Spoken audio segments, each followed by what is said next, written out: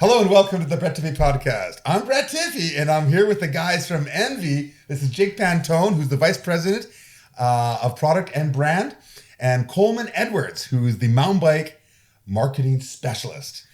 Jake's been with them since the beginning of ENVE, and Coleman's been with ENVE for 3 years. And we're here at the Sea Otter. We just did the dual slalom today, and we're hanging out at the ENVE place. We've got some of their bikes with wheels. This is a ENVE bike. And we just had dinner with the guys, and we're going to sit there and talk ENVE, about the history of ENVE and about carbon fiber things that you guys make and your history. So thanks for doing the podcast with me. How are you guys? Doing awesome. Yeah, excellent. Thanks for having us on the show. Well, thanks for having me. I'm over at your guys' place. Thanks for having me on the show. Somebody had to eat all of yesterday's food. Right.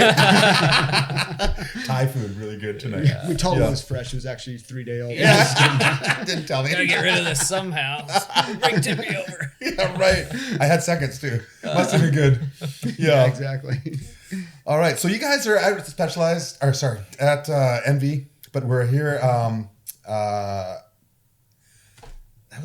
That was weird. Why did I just say that? I don't know. We're just talking about Mike Sinyard. You should tell everybody that it is 10 o'clock at night or something. Yeah. Right. It is 10 o'clock, and this day started probably for all of us around 6 a.m.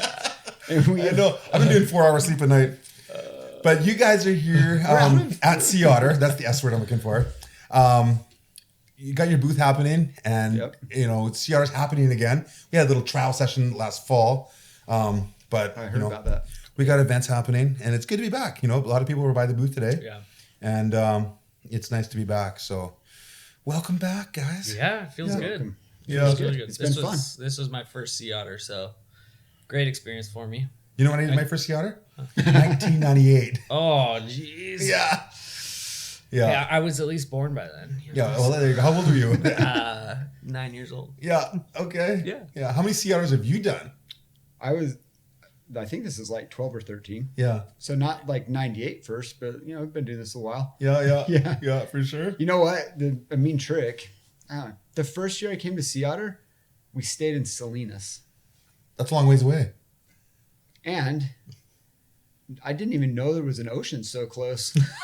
It wasn't until year 3 that I realized there was this beautiful ocean just around the corner, this really nice just 17-mile drive and this fancy beautiful oceanscapes, and I was just living the Sea Otter desert life out there. For the second and third year, we stayed in the paddocks, camped out, which was super fun. Yeah. But again, I think those first couple of years we never left the venue. Yeah. And then the fourth year we ended up venturing out into a house somewhere and stayed in a house or a hotel somewhere, and it was in Carmel or Pacific Grove or somewhere, and I was like, this has been here the whole time. News to me. Oh my God. Sea Otter's full of great stories. We've had a lot of Midwesterners at ENVE that have come, and they've come to their first Sea Otters, and we've shown at least 3 people the Pacific Ocean for the first time at Sea Otter. Yeah. Yeah. Mind blowing. Great memories here. Yeah, that's cool. Well, it's great to see everyone again. I visited the booth there today, and you guys had some cool little baseball cards of me and some of the athletes. Very cool. And thank you very much. I actually met a ex-professional baseball player, and and we're talking about his baseball cards, and I said, I have a baseball card. And I gave him my ENVE card. It's pretty cool. Check him out. Nice. So what do you guys do at ENVE? What does the vice president of product and brand do? What's your what do you do in a day-to-day thing? I mean, Jake. ENVE is a product-driven company, and so my main objective is to make sure we are always focused on making awesome product. Yeah. I like to help keep the engineers busy. Yep. Yeah. Do you go in there like Senior used to do and sit next to them and make them nervous? I do. I don't make him. I make him nervous, but not for the same reasons. They're like, oh crap, what's he going to ask for next? That's a different way we can tell him no. That's a bad idea. Right. No, we all sit together. Yeah. And Coleman, you're the mountain biking marketing specialist, so you're you're trying to get eyeballs onto ENVE. Yeah, definitely.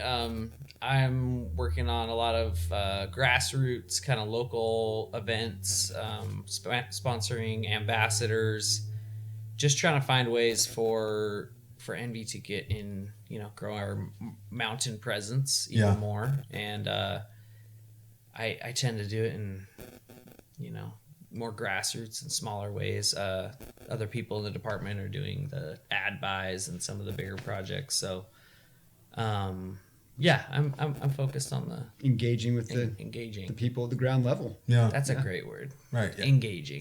Yeah, right. It's one of those hot words. It's all about engagement. You look up a marketing book. It's all just engagement. I like that. Well, you're riding some steep stuff, actually. I looked on Instagram, and you're you're into some rowdy riding. It's awesome. I'm the resident downhill bike guy at ENVE. Okay. And I'm the resident shuttle guy. Because you're more of a peddler, Jake. I mean, by default, yes. Yeah. And Coleman's more of a shuttler. I just feel I get into self-loathing if I don't pedal uphill a little bit more than the rest of these guys. I've got mental illness issues from years of cross country racing. Yeah. Before Yeah, and I don't know. I just feel like if I'm gonna ride my bike, I want to maximize the best part of it, which is going downhill. Yeah.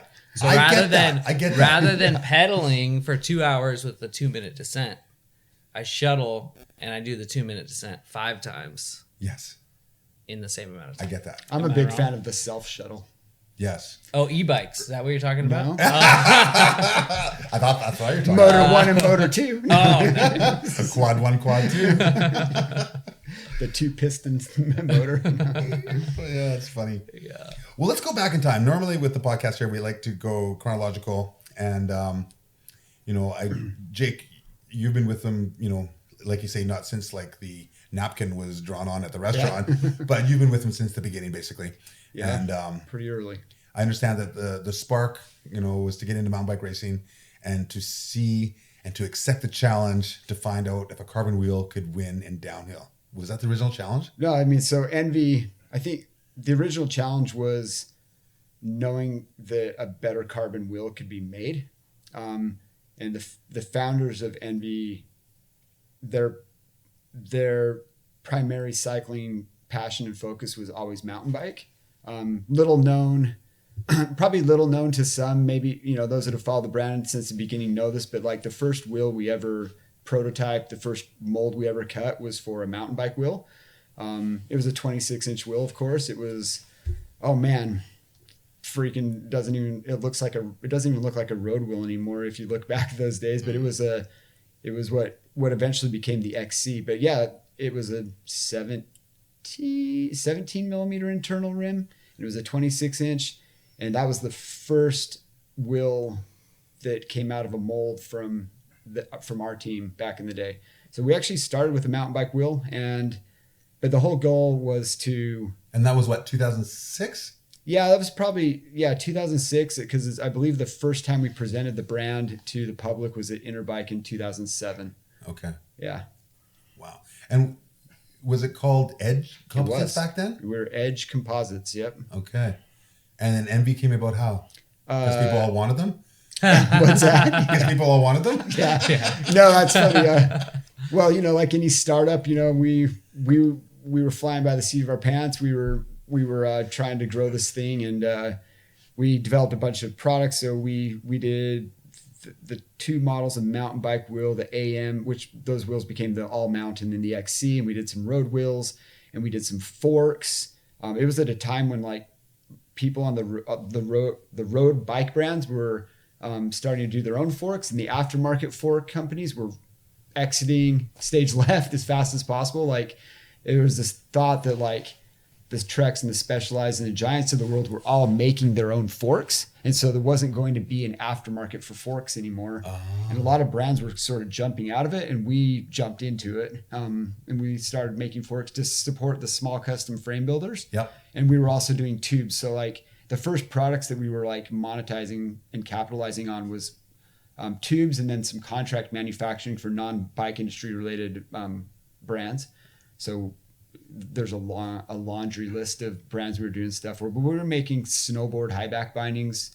We were doing Hans devices for car racing, ice axe handles, kayak paddles, like all sorts of little What a things. variety. I had no idea about this. Yeah, we were doing this stuff to help bring some money in the doors so we could continue the R&D and prototyping and cutting tooling and molds and all this stuff. For what we really wanted to do was to build carbon wheels and bike parts. Right. And was this like I don't know where we're going with this. Expanded into rock? Well, just 2006 in general. Yeah. Yeah. So, well, So people want this stuff. Yeah. So we were EDGE Composites.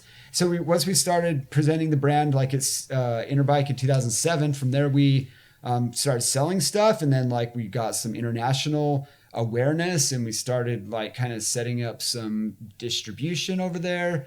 And then one day, I think we went to Eurobike in 2008, and then between 2008 and 2009, we got an awesome cease and desist letter from somebody in Europe that had a legal right to the name EDGE, and they wanted a whole bunch of euros for the name EDGE, and the Fro Riders were born. Or no, wait, wrong story. And we're like, well, nobody knows who we are anyway. We don't have any money to be paying for this name, so we're like, it was actually a pretty cool process. We actually hired a marketing firm to like help us rebrand. It seems so silly now, like looking back, but to help us rebrand this, fledgling company.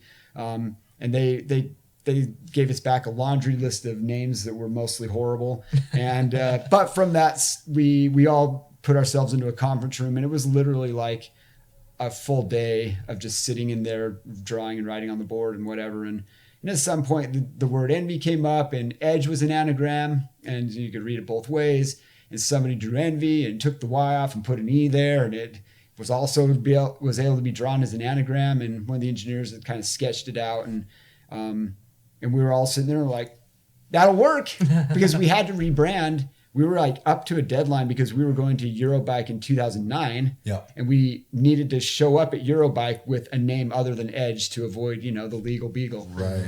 Totally. So yeah, then Envy, we never looked back.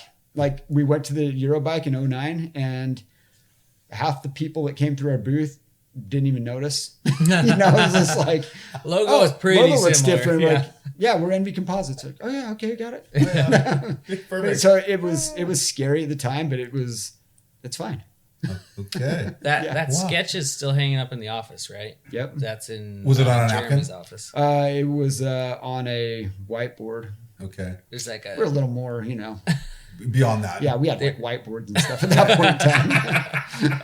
An overhead projector. yeah, it is cool. That's on my walk to my desk. Obviously, I started a lot later, but I can see that in the general manager's office on the wall, and it's just cool to like see that history. Yeah. Even as a newer employee, like knowing that there's a lot of history that went into it. So. Yeah.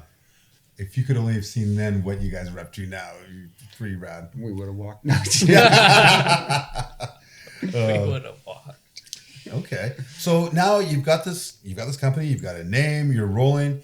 How long did it take before you were doing just mountain bike stuff and not doing ice axe handles and snowboard bindings and stuff? Like how long did you take to focus on mountain bike stuff? Not long. It was probably about that same time that we pulled the ripcord on all contract manufacturing. Well, not all, but most of the contract manufacturing, because at some point it became a distraction from the real goal. Yeah. And of course the bicycle components and wheels were generating revenue, and so we were off to the races, literally and figuratively. Oh, nice. And well played. I see what you did there. Quick. yeah. So Oh, I see what I did there. so fast. So after the races, you picked up the Syndicate sponsored the Santa Cruz team. Yeah.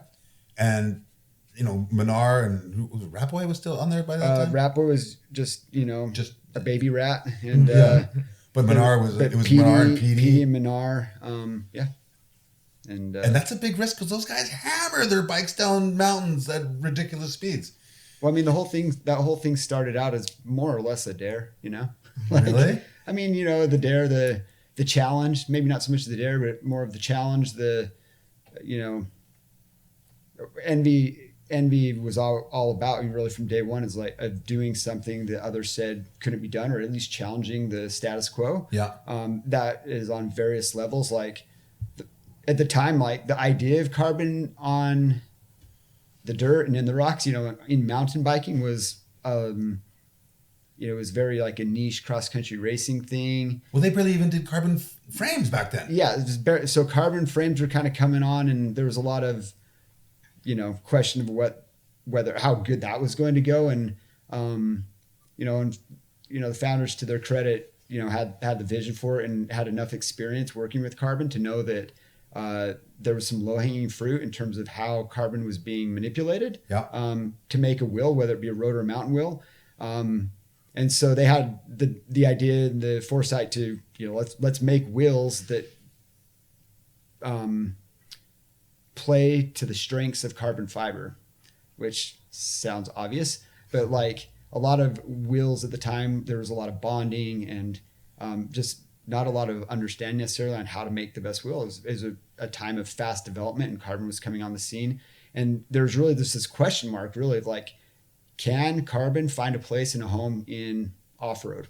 And especially downhill. And especially downhill. And if you're going to prove that carbon is valid or, an option for mountain biking, what better place than to prove it in the most extreme condition of the sport? Because with if you can Steve Pete and Greg Minnaar hammering down World Cup downhill tracks. Exactly. If you can take two of the biggest guys in downhill, literally and figuratively, and they can not only ride your product downhill, but do so very well and with success, and you've developed a product that works for those guys, then you take that foundational knowledge of how to build an excellent, durable mountain wheel, and then you can trickle it down through the other disciplines where the crazy durability and all those sort of functional requirements are less extreme. That makes sense.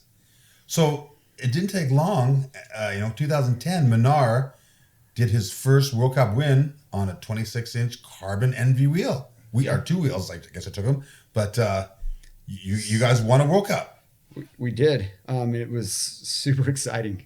And just because it was like the first thing was like, okay, we worked really hard with the team, and with the Santa Cruz team. And, we were rewarded pretty quickly in that way. And from that time, do you remember where you were when were you listening or watching like Freecaster? Probably just at home, yeah, like on Freecaster on the web, watching it for sure, and it was super exciting. And from there, Minnaar, I believe, won World Champs in 2012. Well, we did World Champs in 2012, and then first place. Gold medal. Yep, that's what the win. Yeah, first place. Right. Win. Yeah. So that was what place? What? First place. Yay! That's what the winner does, right? Oh, yeah. Right. Yeah. Okay. Yeah. The gold medal. That's amazing. Yeah. Wow. But in 2011, you'd mixed up a little bit, and you had also released a all-mountain tubeless release with 26 and 29-inch wheels. Yeah, so in between his first win and his World Championship win in 2012. So you were doing tubeless with 26 and 29. Yeah, I mean, fun fact, ENVE carbon wheels were the first sort of modern carbon wheel to win a 26-inch. And then Greg was the first to win on a 27.5-inch. And he was also the first to win on a the first to win on a 29-inch carbon wheel. Sick. Yeah. Those are milestones. All the diameters. Yeah. Right. Bing, bing, were bing. the first to win. What's going to be next? Is it 32? I sure hope not. Hot take from Jake Pantone. 32-inch wheels. Just on the front end. Just on the front end, man. Super mullet. Super mullet. Super mullet. Yes. Oh, man. So what were you doing to make these wheels so strong? They were obviously light, but they were obviously strong. Like, I'm sure you've got trade secrets now, or maybe you can't give away those trade secrets, but what did ENVE do to make them so wicked? We spent a lot of money. We broke a lot of wheels and prototypes. I mean, most people know that ENVE is a U.S. manufactured brand. Like, all the rims have always been made in Ogden, Utah. Yep. And one of the things that made the development possible in the short period of time is the fact that we control our destiny that way. We prototype and manufacture everything there. So I think the thing is like, we were able to prototype more iterations of rim than about anybody else could in a very short and fast period of time. We broke, I mean, we developed, designed, laid up, and then built up, whatever, broken in the test lab, out on the rail, out on the trail, literally hundreds and thousands of rims at this point. And so, there's goals, right? Like the first goal is like make a super durable rim, and it's got to survive like World Cup downhill. And then you start refining that rim. It's like, okay, it's for the first few years, it was all about just making the thing stronger. And then we started to look more holistically at like the system. We prototyped tubular downhill wheels for a minute with Maxxis. There was a few races where the Syndicate team raced on some tubulars on some of the smoother courses, because back then there was a huge push for saving weight. Like weight savings meant quicker accelerations out of corners, which when you're winning and losing by tenths and hundredths of a second, those quicker accelerations mattered. And so that's kind of gone sort of to the other end of the spectrum today, where weight is still important, but it seems like less of a topic today. But back in 2010 through 2013, weight savings was a big thing. So it was really a big push to see like how durable and how light of a wheel can we make? Is tubular a viable option? Yeah, I mean, there was these real focused efforts. So for years, really through 2016, it was all about figuring out how to make the most durable, reliable carbon mountain bike wheel for the specific discipline that a rider was going to use it in. Yeah. And since then, we've switched more of the focus to like, we know how to make a durable wheel. Like it's a function of the proprietary laminates that we use and the things we've learned. And we've tried a bunch of different materials, a lot of different resin systems. There's been points where we've molded metal meshes into the rims, bumpers, like all sorts of stuff that, crazy stuff. We've tried a lot of different things. And so we have a really good idea of what works and what doesn't. And we're always doing that. Like we're still prototyping and experimenting to this day. That's sick. But, from more of just like let's make a carbon rim survive. Now it's more down to like, let's refine the carbon wheel. Let's maintain the lightweight and the durability and the reliability that comes with carbon. But now a lot of focus is all about the ride quality, and thinking about the wheel in the zone of the bike that it's on. Like a front wheel needs to do different things than the rear wheel, like asking those questions. And those are the things we've been working on for a few years now. So that's cool. Yeah. I like it. Bunch of smart guys there, eh? I mean, there's a few. Yeah. And then there's us. Yeah, it's like, it's definitely not us. But. So after Minnaar won his first race in 2010, and you released your tubeless release in 2011, and then Minnaar won the World Championships in 2012, you picked up this British Columbia native dude named Brett Tippie. Yeah, that guy. That guy. Is his name Gary? Isn't your name Gary? Who put you up to this? Do you know Gary? Stephanie. Yeah, your name's Gary. Right? I can't believe you guys. I can't even talk about this. That's funny though. Gary GB, in the house. That's my new. We know nothing about Gary. They're So, calling me this. Oh my God, you guys are funny. You know what's funny? Stephanie, I got I'm gonna get you. You got called Gary? I've been called Gary. Okay. I know how it feels. Yeah. I can't believe her. There's a guy in the bike industry who I probably have introduced myself to 7 times, and he still calls me Gary. Gary Pantone. Oh, good to see you again. Yeah, that's funny. You know what? I have a friend who always gets mad when I shorten his name to Dick, especially when his name is Dave. Dave. So you guys picked me up, and then I was riding your wheels in BC and jumping off things, and I was doing like the Squamish River Gap and hucking my face off. I was like on a mission to prove myself and show them that old guys can still shred. And I've been blown away. Like I've only destroyed a couple wheels, but I cased a 20 by 20 and put it into a log, and I still rolled away, but it was cracked. But anything would have broken off that, and I can't even believe I did roll away, and it didn't get hurt. And it was just, and then I've smashed them through so many baby hoods and boulders and so many different countries. I've been so happy with them. But that's when you picked me up. was 2012. So, same time Minnaar won the World Championship. So, pretty important date. Yeah. Um, It's been a few years then, Brett. It has been a few years. Yeah. Yeah. It's been 10 years. Yeah. Yeah. Boom. I love it.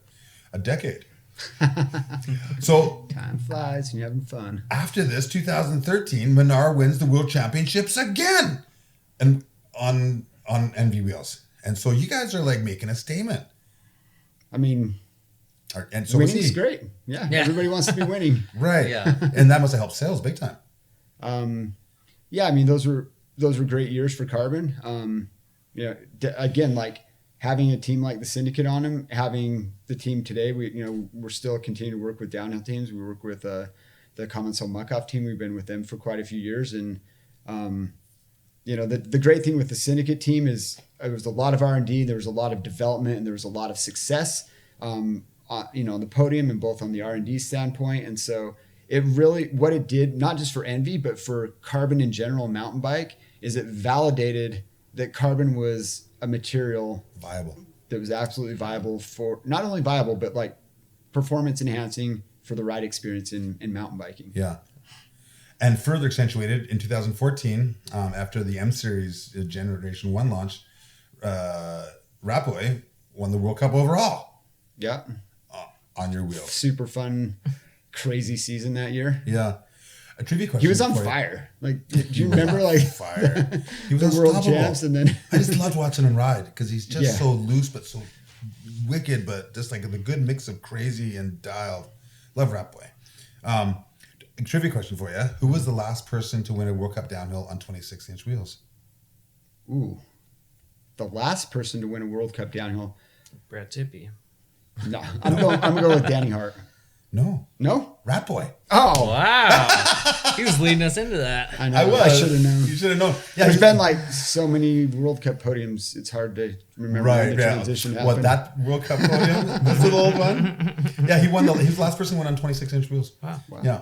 But he won the World How do Cup. you know that? Because I did all my research. I know these things. I've never seen wheel diameter listed next to, You had to do Podium some real results? research. You I had to, did. like, photo- No, actually, one of the pink bike guys did it for me. Well, that's kind. The only one to get it right, actually, I tested a whole bunch of people at Crankworks. And Brooke McDonald was the only one that answered that correctly. Ah, really? that's cool. Yeah. But you know what? He answered all 10 questions perfectly. Was that 2014 or That 15? It would have been the year after Okay. for the trivia question.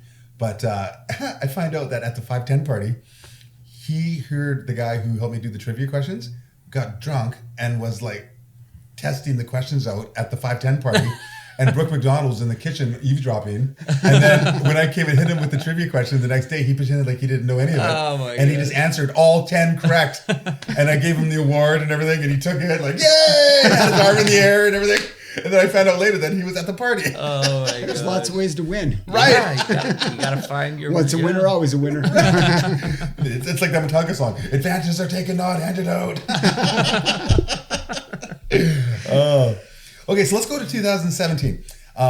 You've got the M Series out in 2014. Rapway wins the overall. 2017, in April, you guys made a 29-inch M 9030. What was that?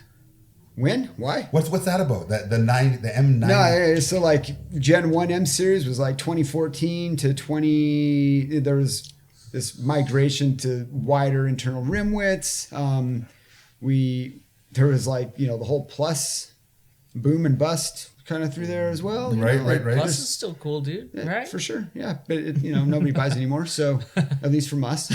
So if somebody's buying it, it's not from me. But we made we went, at first it was like, let's stretch it out to 27 mil internal and stretch it out to 30, then out to 35, and then the 40.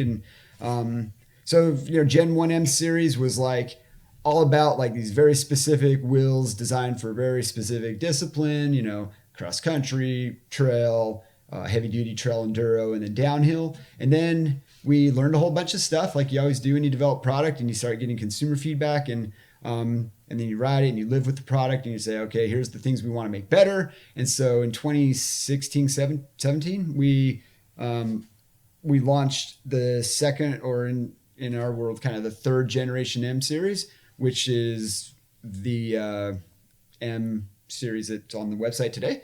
And, you know, that carried over the M930, M7, 6, and 5. And those wheels was a refinement in terms of a little more durability. So the wheels impacted in our testing a lot more. But the big thing with this generation M series is all about pinch flat reduction. So what we saw in the introduction of the first M series is that's when we went hookless. And, you know, tubeless was a big project from like the early days through the whole Syndicate stuff. Like you got to remember there as well, like downhill went tubeless. Right. And there was some like interesting moments in there. It's like tire manufacturers were figuring out how to do tubeless downhill, and rim manufacturers figuring out how to do tubeless downhill. And, you know, what's really cool with that is it totally preceded everything that's happened in road and gravel, like on that side of things today. So it really set us up to be ahead of the game with the road tubeless thing, but because we learned so much doing it on the mountain bike side. But we introduced hookless, and the first generations of hookless rims had very sharp leading edges. Yep. You know, we didn't know. Like we were also used to not pinch flatting with like flexible rims that either bend if they're aluminum, or when we had the hook beads, they, you know, were much more soft and pliable, and they already had kind of a broad leading edge. Yeah. So no pinch flats really, or not that frequent. But then hookless came, and they're strong and stiff and like very good at cutting through tires, hot knife through butter good. You know? Yes. So our enduro racers are calling us on the weekend, and they're like, "This sucks, man. Like I love everything, but like I just went through like, you know, $300 worth of tires in, you know, a weekend. This is, you know, what's going on." And so, you know, so we realized pretty quick that like, you know, this is going to be a problem. We need to figure out how we can address this, and what can we do as a rim manufacturer to address pinch flatting in tubeless tires. And so we developed two technologies. One is a lighter weight anti-pinch flat, which is called the wide hookless bead. Yeah. You know, and we saw some other brands. Is it like on the M6 Huh? currently? Is that like it's on the M6? Yeah, like our whole gravel wheel line. Now our entire road wheel line has it as well. And gravel and like M5, M6, so the cross country and trail wheel. So this is an all carbon rim. And it was, you know, it's pretty straightforward, but we saw great results in our testing in the lab. Because in our impact testing, we always have a tire inflated. And so as we're trying to break the rim in the impact, at some point we would pinch flat a tire. And so while we were recording impact damage, we're also recording the height at which we pinch flat. And so as we introduced these new designs for anti-pinch flat protection, we also were able to, you know, see how we were performing in anti-pinch flat. So that was great for light duty trail, but we also developed this thing called the protective rim strip, which goes on our gravity rated wheels, which the I M7 love. and the M9. Yeah, you've been running those for a while. Dude, right? I've carried a tube and a pump for years now. The same one. Yeah. I don't pinch flat anymore with the rim strip. Yeah. It's insane. It's literally... Like, this is not a commercial. Or it is a commercial. I don't know if it is. It's definitely a commercial. But knock on wood, I don't get pinch flats anymore. It's just crazy. Well, here's the beauty of that technology is there's multiple ways not to get pinch flats. You can run a heavier casing tire than you maybe like to or not. So you can always run a downhill casing tire. Those things are super thick, stiff, whatever. They're great. And they're, you know, if you're a guy that pinch flats a lot, you can run one of those.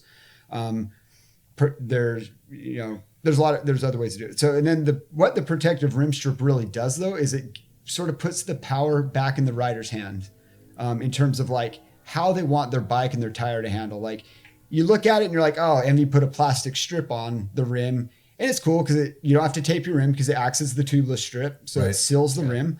Then it has this plastic edge, you know, the plastic strip wraps up and over the leading edge of the rim. So it protects the carbon, acts as a bumper between the tire and the hard carbon. And then of course the carbon itself is also wide.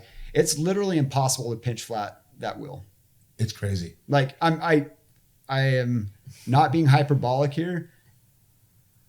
You can't pinch flat it.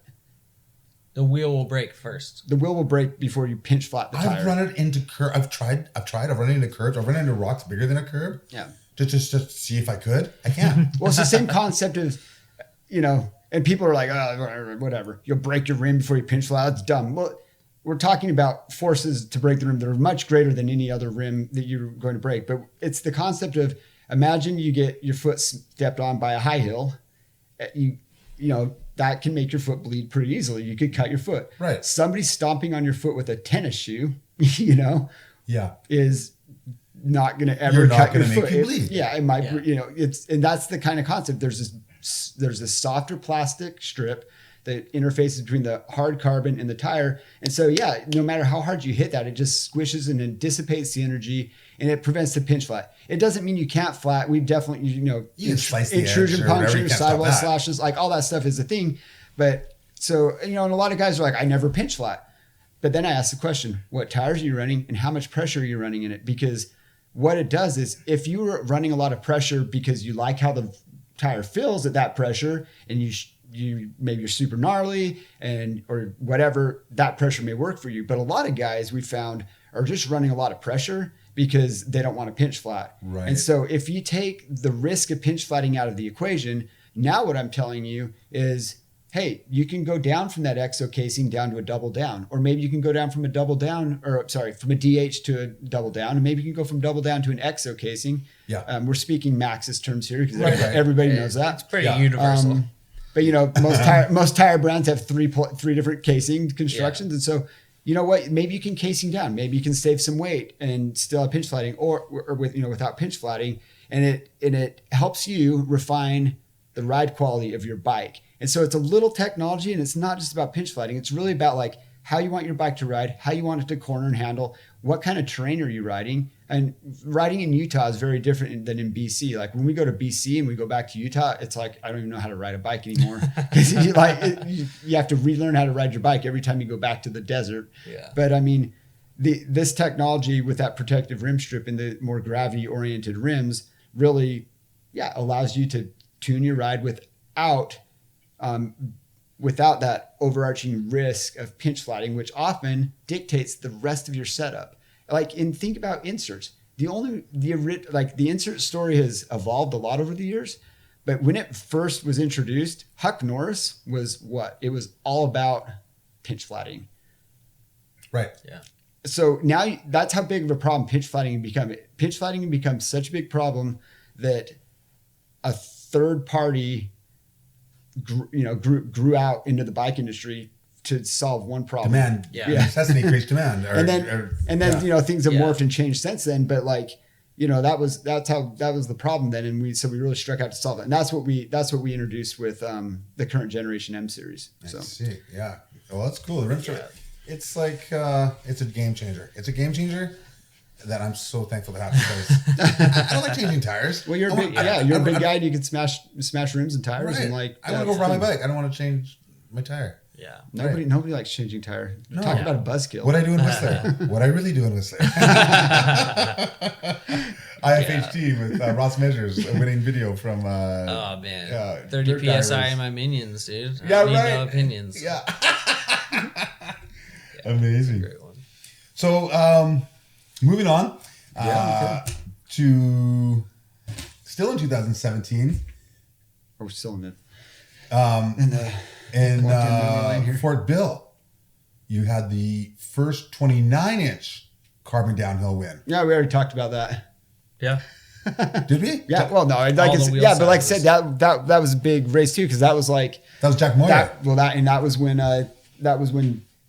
29-inch was now becoming a thing in downhill, right? And so there's a question: is 29-inch valid and viable for downhill racing? And now you got the bigger guys like Jack and Greg, and 29-inch wheels started to make a lot of sense. And right. They were going fast on them, and once one guy goes fast on something, it doesn't take long for everybody else to go on board because they want to go fast too. Yep. Everybody wants to win. Yeah. So let's go on to 2018 then. 2018, then you had an intense sponsorship. Went down more downhill, and then in 2019, to now, like you said, you've got the Common Sol and the Muck-Off team. In 2019, Miriam Nicole won the World Championships and was the overall World Cup winner. And tons of World Cup wins. You guys are killing it, which is like just feathers in your cap, right? And, then in 2020, you had the AM30 Foundation wheel launch, which was like an affordable NV wheel. Yeah. Talk about that. I mean, that's kind of around the time that I started, and so maybe I'm helpful for that somewhat, even though you did all the work making the wheel. No, yeah, you and all the team. Talk about foundation. Yeah, sure, man. I mean, NV wheels have always been like the premium, most high end thing ever since I've known about NV, since before I started working here, but it can feel a little out of reach, right? For it's just the normal dentist wheel. Yeah, the dentist and the wheel, peanut right? gallery, And right? It's like a super high end premium product, Right. And it's so, like the Ferrari wheels. Yeah. And so when I heard about the foundation line, that's kind of more of a mid price point wheel, something more affordable, I was really excited about that idea, just because it takes the technology and the same US manufacturing from our M series, and it makes it available to a lot more people. Nice. And it's a really great wheel that will work for a lot of different people, a lot of different riding styles. It's super strong, it rides well, and with our lifetime incident protection, it's like, it'll last you forever. How does that work? A lifetime incident protection? Like, specifically, what does that mean? So this is the here's the thing. Like, foundation's all about, the reason it's called our foundation line is it's all the foundational technologies of NV at a more affordable price point. Affordable is very subjective to some, but it's at a lower price point. But what we didn't want to do, and the reason we have always struggled to make a less expensive wheel, is because our processes are all set up around this premium construction. And we've never felt good about intentionally making a crappier wheel. Like where do you start? Yeah, I don't care what I don't care what price point the wheel is at. I don't want any NV customer to have a bad experience. Like, if we could make $1,000 wheel set, I want that person to have the best experience they've ever had on any $1,000 wheel set. And if it's a $1,500 wheel set, like more of the foundation line is, I want that foundation wheel at $1,500 to be the best wheel you can buy at $1,500.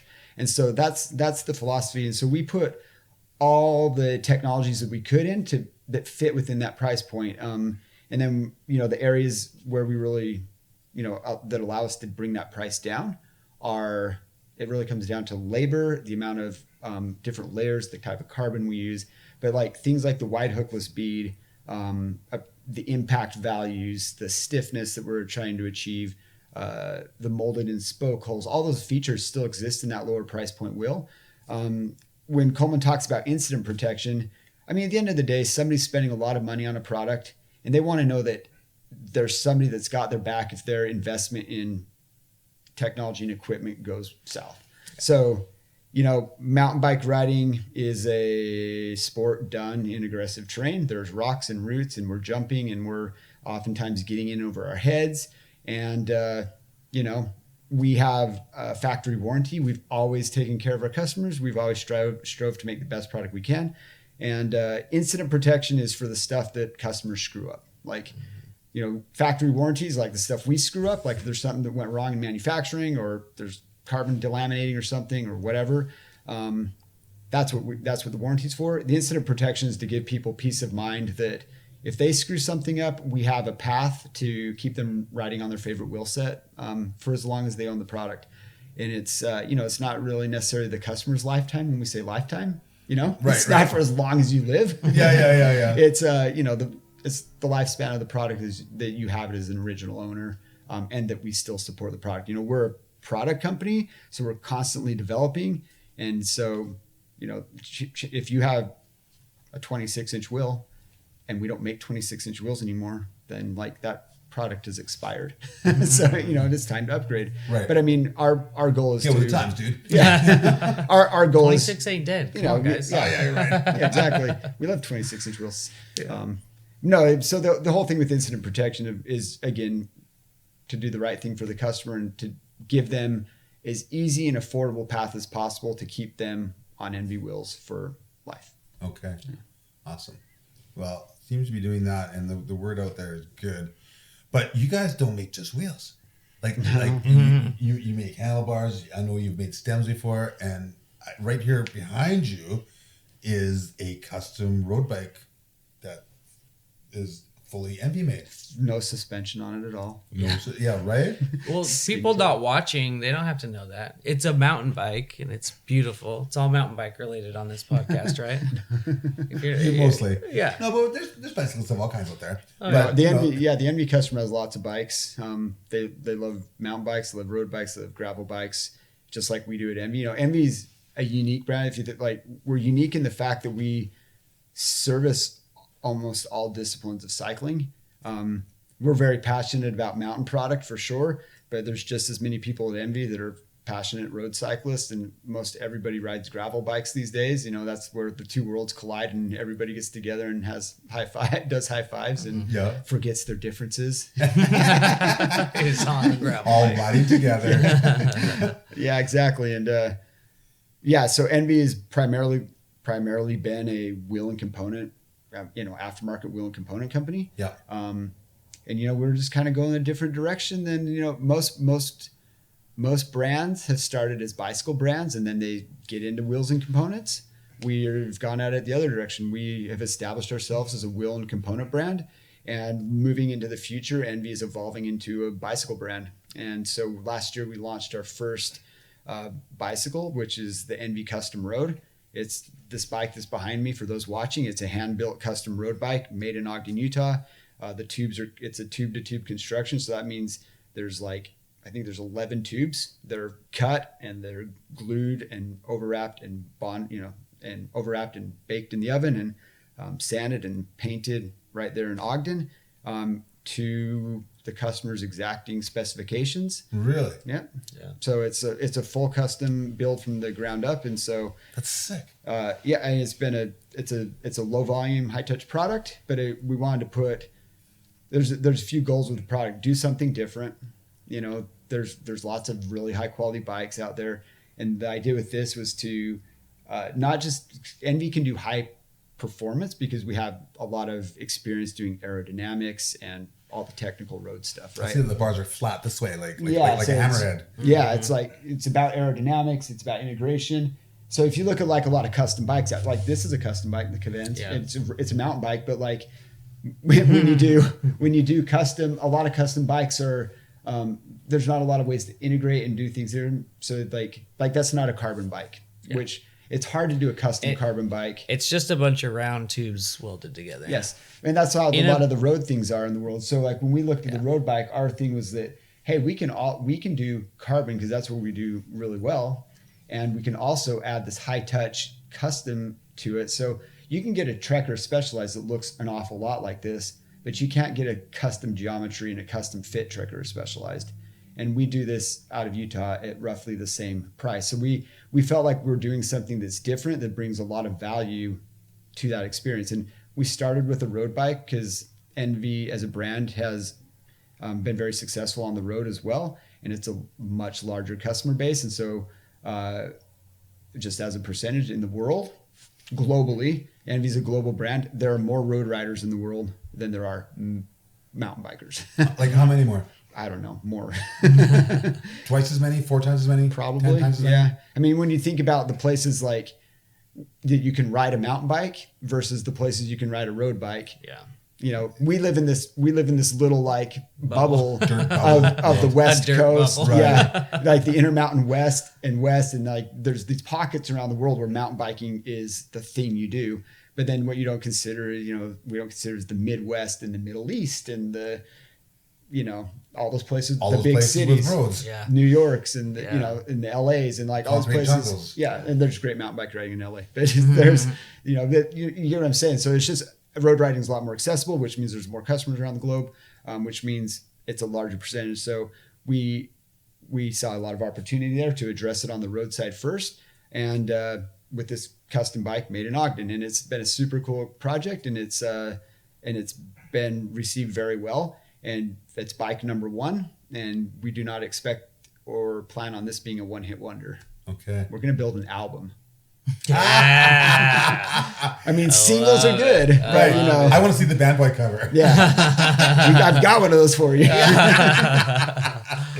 What about racing and with the on road? Like you've done off-road racing very well successfully, but what about like racing on the road? Yeah, I've talked a lot, but that's actually something I wanted to talk about. Is we talked a lot about World Cup downhill racing and a lot of name dropping and teams and whatever. Like, we love working with talented athletes, and it's, you know, we're not taking all the credit for those wins. We've always had this philosophy at ENVE that we want to work with the people that want to work with us. Like, sponsorship is this thing where, you know, it's one thing to be a brand that just throws money at a team, and like, that's not what we do. We started small. We didn't have the money to throw at teams. We couldn't just go out there and buy whoever we wanted. It had to be this mutually beneficial agreement that, hey, we're coming to you, ENVE, because we believe that you have a technology and a product that can help us win. And we look at that team and say, are you a team that is focused? Do you have a path for product development and feedback? Like, for ENVE, the number one thing we get out of sponsorship is product development and feedback. Yeah. Like, it's great to get it's great to see riders on podiums. Like, we love it. You know, our customers get excited about it. We love having an athlete that can sign autographs, but that doesn't sell the wheels like building a, you know, that, I mean, it does sell wheels, but it doesn't, the value to us is all about like the feedback and the iterative process of having the world's best athletes, putting product through the paces that we can then take that feedback and turn it into prototypes and turn those prototypes into the feedback loop. Keep the evolution going. Yeah. And without these teams, whether, you know, so on the downhill side, we try to work with the best World Cup team we can. And we've had a few of them. Right now we're with Common Cell Muck-Off. They're off to a great start this season. We've won quite a few races with them. And we are very involved in product development with that team right now. On the road side, we have worked with World Tour teams. We've won Tour de France stages. On the gravel side of the equation, we've got some fantastic athletes out there just killing it for 12 hours a day on their bike, you know, and just like, but all that sponsorship comes back to, you know, Coleman getting feedback and delivering that feedback back to the product team. So, and we're on conference calls regularly talking about different race courses. Like, you know, Fort Bill's coming up, and we're already talking about, you know, pre-race test camp. We've got a bunch of new prototypes in the works that are going to be that's a hard out track there on any bike part. Yeah. But I mean, it's a huge race. We've been very successful over the years at that course. You know, Greg Minnaar was wildly successful there over the years, and it's a gnarly course, and it's one we've got a lot of ideas about. And but yeah, again, like, it's sponsorships about product development. Yeah. And without that, like all that stuff we learn in World Cup downhill, like, we don't sell downhill wheels. Like, we do. Sell the M90s. We sell it. It is available by a volume. It's very small. Like, oh, I see what you know what I'm saying? Like, we sell them, but we don't really sell them. Like, right. They're available, but we don't sell a ton of them. What we do sell are a lot of M5s, M6s, and M7s. Which is that technology trickled down from the M9. Yeah. And that's where that trickle down technology comes down from. And sort of you set those, you know, you set the bar for durability and reliability with that M9. Like, okay, so you establish, like, this is what World Cup downhill needs for success. Okay, what does the enduro rider need for success? And what does a trail rider that's climbing 3,000 or 4,000 vertical feet and then descending, you know, like, and then what is the World Cup XC? So what are the EWS guys using, like the 7s or the 6s more? So the 7's a unique wheel. It's been if there's the problem child in the line, it's the 7, because what has happened over the years is enduro has evolved a lot, and so have the bikes. Like, if you look at our enduro bikes of today, they're pretty much the downhill bike of yesterday, but now you can pedal on them. And so everything enduro race has gotten way more aggressive. And what's challenging with the enduro class wheel or the M7 is the goal is to build a wheel that you are happy to climb on, but is also as bomb-proof as possible to descend on. And enduro's evolved a bit to where, like, really aggressive, like EWS level racers, is it's kind of a mixed bag. Some are very successful on the M7 and some are not in terms of like just the wheel holding up to the abuse. Because with the protective rim strip, it adds some weight to the rim. So the actual carbon rim structure underneath, it's pretty light. It's like, I think on the 29-inch M7, it's a 450 gram rim. Wow. So, I mean, it's not a heavy, like most full carbon downhill enduro class gravity rated rims on the market today are 550. Yeah. So, I mean, we're talking about 100 gram lighter carbon rim that we, to our own fault and detriment, have kind of classified it as an enduro wheel. And it's more of like, I would call it your consumer's enduro wheel, but I would not call it an enduro World Series class enduro wheel. The M9 is really the wheel that a gravity racer and rider should be on. Yeah.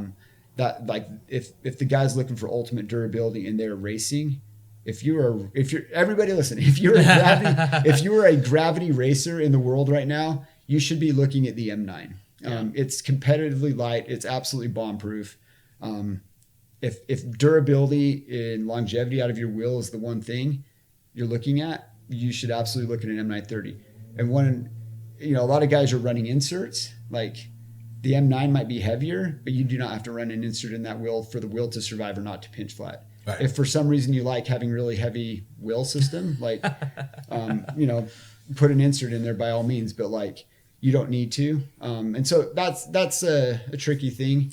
Yeah, But that's been something interesting, like talking with and working with athletes is finding the right wheel for them. And I think a lot of the enduro athletes, we just partnered with Lou Buchanan this year. Yeah. And I got him the M9s because even though he's riding an enduro bike, He's still doing hardline. Well, yeah, he's doing hardline on an enduro bike. Right. And 180 insane. mil travel is basically 200. And he's been running those M9s and man, he loves them. Yeah. They're lighter than his other downhill wheels he was running. He doesn't have to run cush core out of necessity. And they're just bomb proof. How many athletes and what athletes are you working with now? Like who I mean, is Brendog still out yeah, with the yeah. athletes? And I was actually gonna pull a little quote from him too. We asked him about his 930s, and he said every privateer should run 930s because you never have to touch them. You just put them on your bike, you race, and you never have to worry about them. Yeah. And they're bomb proof. And I think that's cool. I mean, they're definitely an investment over other wheels, but you think about how many wheels you go through in a race weekend or throughout a race season. Having one that's just going to stand the test of time is great. Anyway, your question, though. We have our pro teams, and then we have like our sponsored athletes like yourself that are kind of, your own team, so to speak. There's Team only Tippie. There's only Team one, Tippie. Yeah, I'm a one-man gang. Yeah. And we have a handful on different size and different scope. And then we have a lot of local guys that ride for us and give us a lot of product feedback and represent us at the local races. And I don't know a number really, but lifestyle athletes. There's definitely a lot of lifestyle athletes out there. No, we've got a fun crew of ambassadors and racers out there. Mike Geezy, Steezy Geezy on Instagram, as you've probably seen him. Yeah. He's been riding Envy wheels for a long time, and Shout out to Mike. it's very Steezy. Slapping the berms. And Miranda Miller. Miranda Miller, you said Brandon Faircloth, Lou Buchanan. Who else am I forgetting? Eric Hendrickson. He's another local guy. He does speed flying and rides bikes and skis and does it all. He's an animal. He's amazing. And then you've got a bunch of people on the different cards that I saw. Yeah, and then we have a whole gravel ambassador and athlete team. We have our road teams. We're kind of all. Robin Gomes, free rider out of New Zealand. That's right. Yeah, she is a ripper. She's been riding Envies for the past couple of years and pretty mental. Yeah, she's awesome. It's just amazing seeing all these people and the whole sport just keep advancing. Yeah, it's so crazy. It's so hard. Like I've been a sponsored athlete for a long time in snowboarding and mountain biking. Yeah, and people are asking me, how can we make our stuff better? And I'm like racking my brain thinking, it's awesome. I don't know how to make it better. It's wicked, right? But you do find ways to make things better, and everything gets better, and then people get better, and the product gets better, the people get better. I've been watching this happen since '83. Things just improving, so it just never ends. And may it never end. It never ends. It's probably a good sign off right there. Almost. Right? Yeah. I just want to know if we've gone longer than Brian Lopes. No, we're at 1 minute and 7 seconds. So we got a few. We got 7 more minutes to go. Oh, sweet. What's next, Benny? Can you tell us something, or is it all top secret? No, What's I mean, next? I kind of alluded to it. Like I said, the custom road bike is not to be a one-hit wonder, and we have big ambitions. We've recently been through kind of a road and gravel product development cycle, and we're moving into a new mountain product development cycle.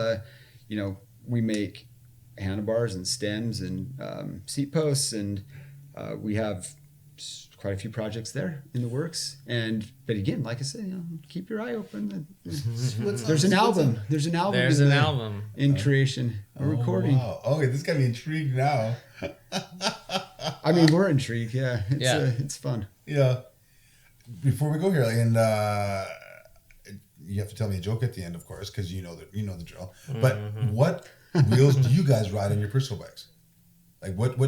You go first. You can ride anything in the product line. We can. Yeah. So, but which ones do you choose to ride? So I've run a lot of different wheels. So I have a downhill bike and an enduro bike. The downhill bike, I had a 26-inch downhill bike. So I was running some old M90s because we don't have a 26-inch in the line anymore. Okay. Just abused those and couldn't hurt them. Then now on that bike, like the M9 was what I'd run there. Okay. On my enduro bike, AM30. I'm on a 170 mil travel, 160, 170 enduro bike. Yeah, I would run the AM30 or the M7, just that, or my bike often has weird test prototype wheels on it because you're right there. I've shown up to work with some broken wheels that were prototypes, and they saw that I break stuff, and they're like, oh, let's keep giving Coleman the prototype stuff and see if he can break it because he's a hack of a rider. So that's worked out well for me. But for me, the AM30 and the M7 and then the M9 on the downhill side work out pretty well for me. Yeah. Jake's got a lot more bikes than I have, though. So. I don't think so, dude. I mean, I have more kids. I have more kids than you. Which by function means I have way more bikes than in your garage. You got a lot more. That's true. I just bought my daughter a bike, and it's like 3x the amount of the most expensive bike I bought in my 20s. It's crazy, right? Yeah, I'm like, what a spoiled kid. Can you imagine having that bike in your 20s? Or as a kid? That was like carbon and disc brakes and name brand. Like, man, it was kids got it so good kids these days. Got it. Yeah, no, my bike, I'm a one mountain bike wonder right now. Yeah, I ride an SB 150. Yep. And shout out to the Eddie boys. I'm running my favorite combination right now that I kind of go back and forth with is either an AM30 front wheel with an M730 rear wheel. Oh, wow. Or an M635 front and a M730 rear. That's a good idea. So I like the additional width of the 35, but I like to keep that front wheel light. I don't really break or get pinch flats on the front wheel, so I don't really feel like I need that. And I don't need that protection that the protective rim strip provides on the front wheel, really. Mm-hmm. The wide hookless bead we do seems to be enough for the pinch flat protection. And then the rear wheel, I like the stiffer rear wheel that is the M730. It's slightly narrower, and the rear wheel just goes where you do. So right, it just follows. Yeah, just gonna go where you go. I like the little more compliance in the front wheel, and let the rear wheel just come on for the ride. Yeah, provide support when needed. Yeah, perfect. And so that's kind of been the setup I've been doing. One of our former employees, Dr. Joe Stanish, former downhill racer extraordinaire. That's what he always told me. He's like, "Is a doctor?" No. Oh. And we would call him the doctor because he was, always teaching us all things about downhill riding. But he's very surgical in his writing. Yeah. Shout out to Joe. But yeah, he's always, who cares about your rear wheel? It just follows you wherever you go. Right. One of my mentors at the beginning of riding was Craig Olson. He was like one of the first free ride pioneers, but he's disappeared since. But He said riding steeps is like riding a unicycle. Just always worry about the front wheel. And that's all you think about, you know? And I was like, you don't get in trouble till you touch that front brake. Yeah, right. That's true. Right? Yeah. That's what I tell my daughter all the time. And now she just rips. And Of course she does. Awesome to see. Awesome. Well, hey, I'm going to wrap things up here. We're at an hour and 5 minutes. We're almost as long as Brian Lopes. But We can never be that long. no, right? But Can't be Brian. Love you, Brian. We did a podcast. It's been a while. Last night. I still want to go kart racing with you again. It's a challenge. Bring it on. Bring it Next on. like a time you're in Ogden, Are you listening, Brian Lopes? we've kart raced before. He will hear it. He'll sense this. I know. Yeah. I've been kart racing with him before. I know. I mean, he says he's good at everything. Bring it on. I mean that. He was fun. Yeah. We used to work with Brian, so yeah, we had a few years together. Yeah. Riding bikes and doing. Yeah. Yeah. That's cool. Sometimes. Fun times. Right on. Yeah. I know we had some good laughs last night, actually. And that's a good podcast, too. And that will be out before this one, so you guys will have known that. Hey, you know what? I was going to tell you a time travel joke, but you didn't like it. All those innocent in time travel meet here last week at 7:30. Speaking of time travel, what is the Terminator in retirement? He is the teetotaler? I know. I don't know. He's an ex-Terminator. It's pretty good. Yeah, there you go. That's good. That's my one. That's good. That's If good. it was a different kind of movie, it'd be called The Penetrator.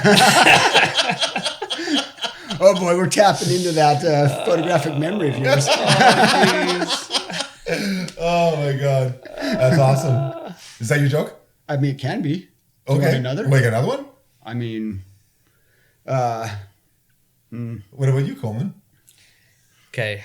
I've been preparing for this moment. Oh, have you? I just had a baby 5 months ago. Okay. So the dad jokes have really become part of me. Yes, it's natural. So 5 months of practice has led me to this moment Okay. right now. So I was riding my bike home from the grocery store, and it's kind of late at night. I'm just cruising along, and I heard a thud behind me. So I'm getting a little freaked out. It's kind of weird. It's just pedaling faster. I hear another thud, and I'm like, what is going on? Pedaling faster, another thud. I'm getting close to home. I'm sprinting. I'm like, terrified out of my mind. Finally pull up to the house, panting, sweating. I look behind me. All my onions are gone.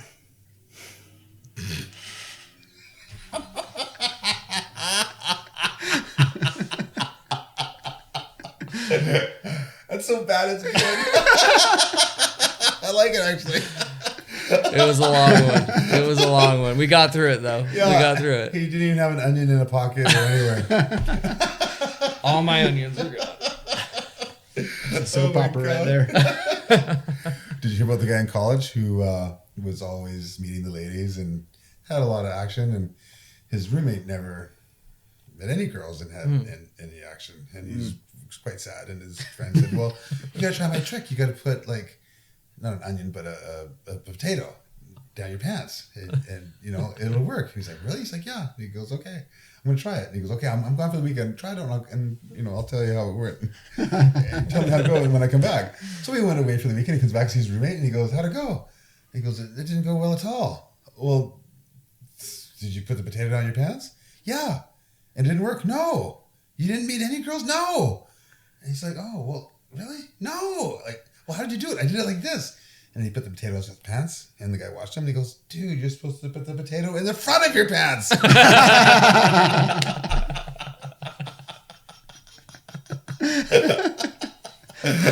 Devil's in the details. Yeah, Right? definitely. Yeah. Onions, potato, whatever. Guy needs a new friend. That's awesome. Guys, thanks for doing this. That was Yeah, really informative Tippie. and entertaining. Yeah. Thank you. Thank you. Appreciate it. And it's good. So Signing off. Here we are. We're signing off from the Sea Otter Classic with the ENVE guys. This has been Jake Pantone and Coleman Edwards, and we'll see you next time on the Brett Tippie podcast. Over and out. See ya. Thank you.